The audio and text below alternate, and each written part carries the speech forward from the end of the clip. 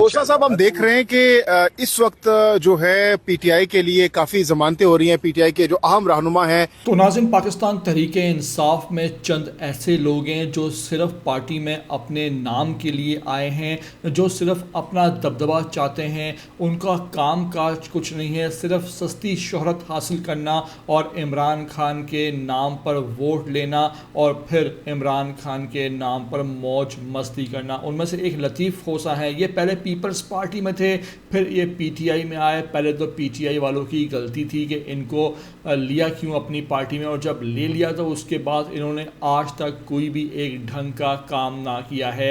अब इनकी एक वीडियो सामने आई है और वो शेख रशीद अहमद 2 बनने की कोशिश कर रहे हैं। लतीफ़ खोसा कहते हैं कि इमरान खान की रिहाई अनकरीब है और इमरान खान बकरा ईद आवाम के साथ मनाएंगे। लतीफ़ खोसा की ये बातें सुनकर हंसा ही जा सकता है, क्योंकि लतीफ़ खोसा शेख रशीद 2 बनने की कोशिश कर रहे हैं और आवाम में सस्ती शौलत के लिए ऐसे पैगाम दे रहे हैं कि चाहे उन्होंने कोई बड़ा मौका सर कर लिया हो और इमरान खान की रिहाई का उनको मालूम हो और वो शायद ये क्रेडिट भी लेना चाह रहे हों। मैं ज़रा आपको लतीफ़ खोसा की ये गुफ्तगू सुनवाने जा रहा हूँ कि वो इस मौके पर क्या कहते पाए गए हैं। आपसे रिक्वेस्ट है कि वीडियो को आखिर तक देखना।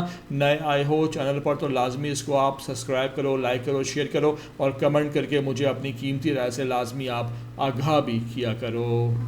वीडियो की कोई अभी तक वो नहीं हुई है, जांच पड़ताल नहीं हुई है। कोई एक दुनिया का ऐसा कानून बता दें जिसमें एक दिन भी उनको अंदर रखा जाए, जबकि 2 साल से हमारे सेनेटर एजाज चौधरी साहब बाबा सलाह ने ऐसे केस। खान साहब की रिहाई कब तक देख रहे हैं? खान साहब की को जमानत तो इंशाल्लाह हो जाएगी डीबी से।